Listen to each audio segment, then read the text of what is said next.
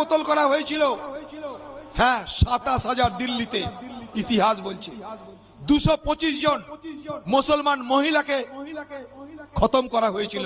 লড়তে লড়তে তারা মারা গেছিল, শহীদ হয়েছিল। হযরত মহলের মতো মহিলা,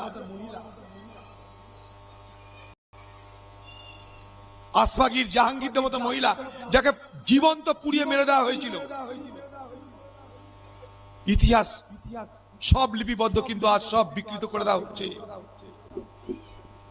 আপনারা কি জানেন, এই ভারতবর্ষকে ব্রিটিশ রাজ থেকে রক্ষা করে পূর্ণ স্বাধীনতার প্রথম স্লোগান দিয়েছিল কে?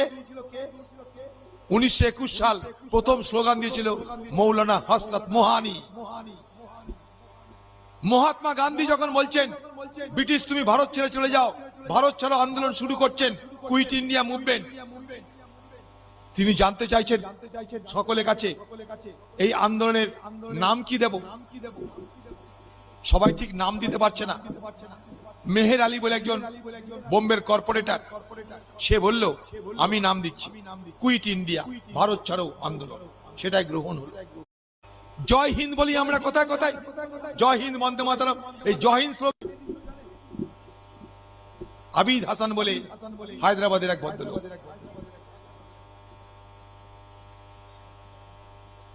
কই তাদের কথা তো বলি না আমরা। আমরা তেরাঙ্গা পতাকার কথা বলি। এই তেরাঙ্গা পতাকা 3 রংকে করেছিল জানেন? যারা করেছিল তাদের মধ্যে একজন ছিল সুরাইয়া তাইয়বজি, এক মুসলিম নারী। কেউ বলি আমরা? বলি না। তাই সত্যটাকে পরিকল্পিতভাবে ধামাচাপা দেওয়া হচ্ছে। ভারতবর্ষের স্বাধীনতার আন্দোলনে শুরু করেছিল বাংলায় কে? তিতুমির। মনে করে দেখুন, তার কথা বলি আমরা? সব গুলিয়ে দেওয়া হচ্ছে। সেদিন যারা ব্রিটিশ সাম্রাজ্যবাদের কাছে মাথা নিচু করেছিল, আত্মসমর্পণ করেছিল, স্বাধীনতা আন্দোলনে অংশগ্রহণ করেনি, আজকে তারা দেশপ্রেমী হয়ে বাকি সবাইকে দেশ বিরোধী করার অপচেষ্টা করছে। তাই সবাইকে সাবধান থাকতে হবে। ইতিহাসকে বিকৃত করার চেষ্টা হচ্ছে, সমাজকে বিকৃত করার চেষ্টা হচ্ছে। আমরা সবাই এক হয়ে আসল কথা মানুষের কাছে বলতে হবে। হ্যাঁ কে হ্যাঁ, না কে না বলতে হবে। মানুষের কাছে হিম্মত সে বলতে হবে আমি মুসলমান, আমি হিন্দু, যাই হোক, হিম্মত সে বলতে হবে মুসলমান। হ্যাঁ আমি ইসলামে বিশ্বাস করি। অপরাধ কোথায়? পৃথিবীর প্রায় 200 কোটি মানুষ ইসলামকে বিশ্বাস করে, অপরাধ কোথায়? আজ এমন একটা বাতাবরণ তৈরি করা হচ্ছে দেশ জুড়ে,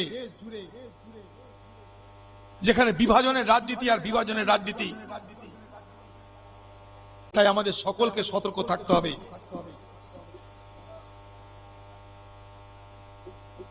ইসলাম একটা সভ্যতার নাম, ইসলাম একটা ইতিহাসের নাম, ইসলাম একটা স্বর্ণযুগের নাম, ইসলাম একটা জীবন্ত ধর্মের নাম, ইসলাম একটা আদর্শের নাম, ইসলাম শান্তি, মৈত্রী, সাম্যতার নাম। হ্যাঁ, ইসলাম ব্রাদারহুডের কথা বলে।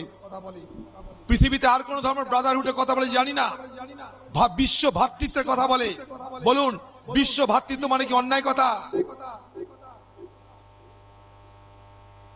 অপব্যাখ্যা করা হয়, অপব্যাখ্যা করা হয়।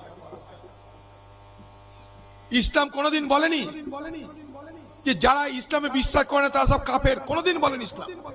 কাফের কথাটা এসেছিল সেই সময় কুরাইশদের বিরুদ্ধে।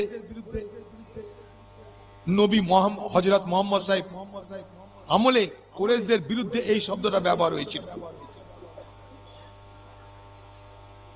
যারা অমুসলিম তারা সবাই কাফের নয়। কখনো কোরআনে কোনো উল্লেখ নেই কাফের নামে কোনো শব্দের। সবকিছুকে বিকৃত করা হয়, সবকিছুকে গুলিয়ে দেওয়া হয়। তাই আজকের এই যে মেজরধারের মাদ্রাসার যে জালসা হচ্ছে, এই জালসায় সবাই মিলে আলোচনা করুন, সবাই মিলে আলোচনা করুন ইসলাম নিয়ে। ইসলাম এক পবিত্র ধর্মের নাম, ইসলাম এক জ্ঞানের বাণী প্রচারের নাম। ইসলাম কোথাও বলেনি হিংসার দ্বারা তুমি তোমার ধর্মকে প্রতিষ্ঠা করো, কোনো জায়গায় কোনো দিন বলেনি। ইসলামকে বিকৃত করা হচ্ছে, ইসলামকে অপব্যাখ্যা করা হচ্ছে, ইসলামকে বদনাম করা হচ্ছে।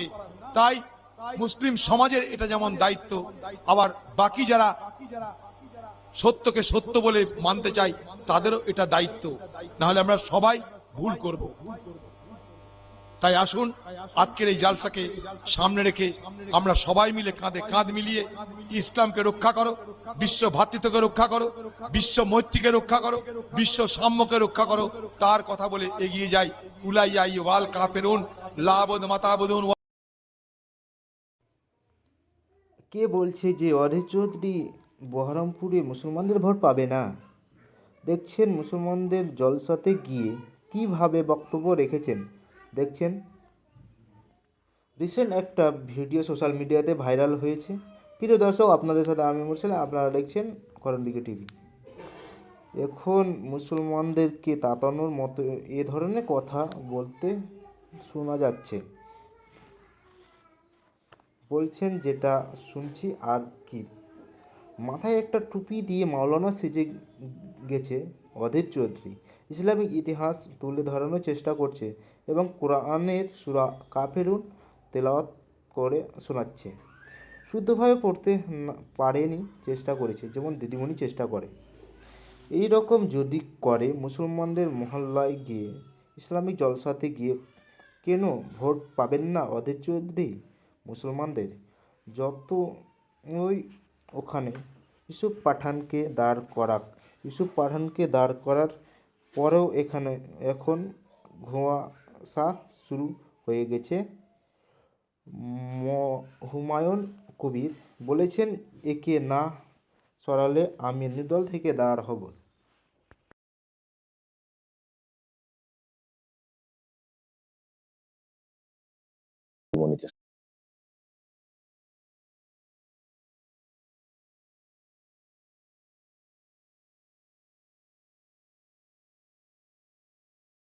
ফলে দলে একটা দ্বন্দ্বের প্রকাশ এসেছে। আবার এদিকে অধীর চৌধুরী ইসলামিক জলসাতে গিয়ে মাওলানা সেজে সাহেবদের মতো করে বক্তব্য রেখেছেন। ইসলামিক ধর্ম ভ্রাতৃত্বের কথা বলছেন এবং শান্তির কথা, ইসলাম শান্তি ধর্ম এরকম বলার চেষ্টা করছে। আর মুসলমানদের প্রচুর অবদান রয়েছে ভারতের ইতিহাসে, এই কথা তুলে ধরছেন। তাহলে কেন ভোট পাবেন না অধীর চৌধুরী? যত ইউসুফ পাঠানকে দাঁড় করানো হোক না কেন, যতই বড় প্লেয়ার হয়ে যাক না কেন, যতই বড় মুখ হয়ে যাক না কেন, আমি তো প্রথমবার শুনছি অধীর চৌধুরী এইভাবে বক্তব্য উপস্থাপন করে থাকে। যদিও তা হয়তো হতে পারে যে তিনি এভাবে বক্তব্য উপস্থাপন করে থাকেন কিনা। কিছু বলার থাকলে বলবেন কমেন্ট বক্সে। নজর রাখবেন আরামাক টিভিতে। নমস্কার।